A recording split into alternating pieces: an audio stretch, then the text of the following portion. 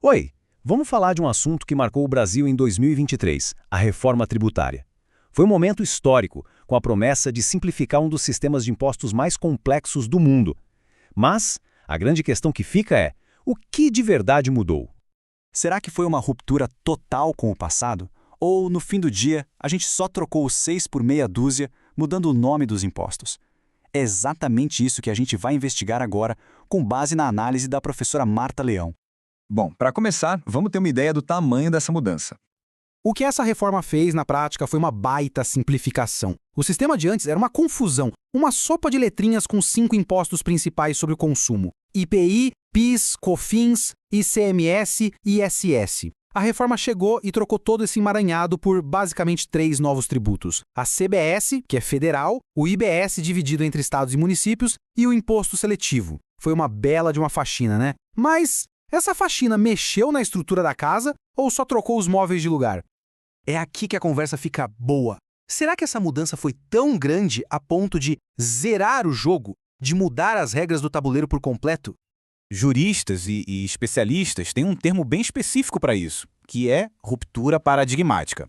A pergunta é: a reforma foi tão radical, mas tão radical, que mudou a forma como a gente interpreta o sistema de impostos no Brasil?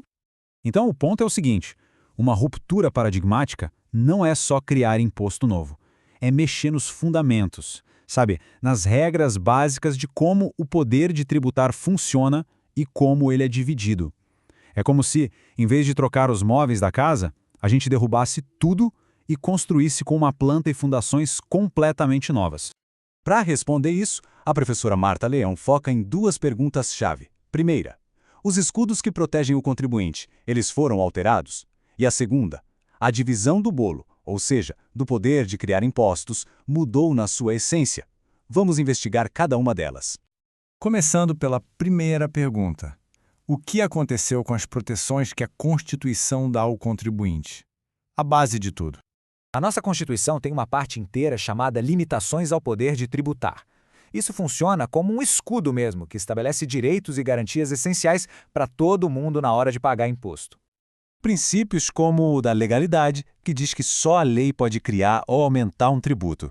Ou o da irretroatividade, que proíbe cobrar um imposto novo sobre algo que já passou. Tudo isso está lá no famoso artigo 150. É o alicerce da nossa segurança jurídica.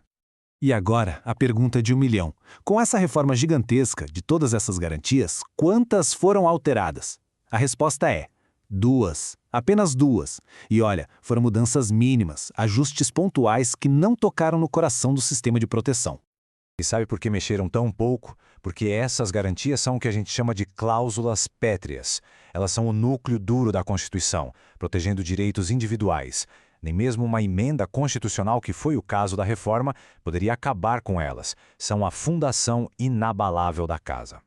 Certo. Se as garantias do contribuinte ficaram praticamente intactas, vamos para a segunda questão. E a divisão do poder? Foi aí que a ruptura aconteceu? E aqui sim temos uma novidade de verdade.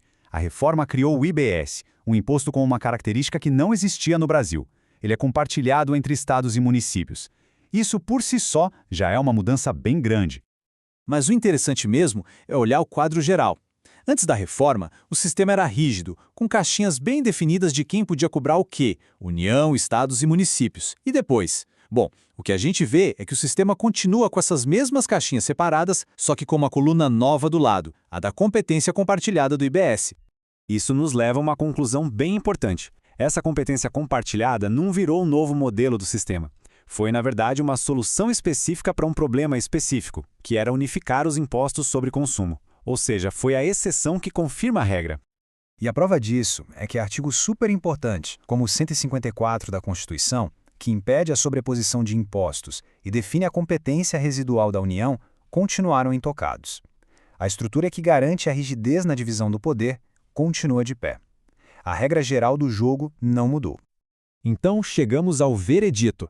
Juntando todas as peças, qual é a resposta para a nossa pergunta lá do começo? O que a análise nos mostra é que, apesar de ter sido enorme, a reforma tributária não demoliu a estrutura da Casa Constitucional. As fundações, que são as garantias do contribuinte, continuam lá, bem firmes. E essa imagem ilustra o ponto perfeitamente. A reforma foi uma grande obra de renovação. Derrubou as paredes que separavam os velhos impostos sobre o consumo, criando um espaço novo, mais moderno e funcional. Mas a estrutura principal da casa, seus pilares e alicerces, ficou igual. Como a própria professora Marta Leão conclui, a casa foi reformada, mas sem que suas fundações fossem alteradas. A mudança é enorme, claro, mas não chega a ser uma ruptura. É uma renovação muito profunda e necessária, mas que funciona dentro do mesmo sistema constitucional de antes. E no fim das contas, o que temos são impostos novos operando sobre fundações antigas. Isso deixa uma grande questão no ar para a gente pensar. Que tipo de conflito vai surgir quando essa casa recém-reformada tiver que funcionar com a planta original, que não mudou? Essa é a pergunta que vai definir o futuro dos impostos no Brasil.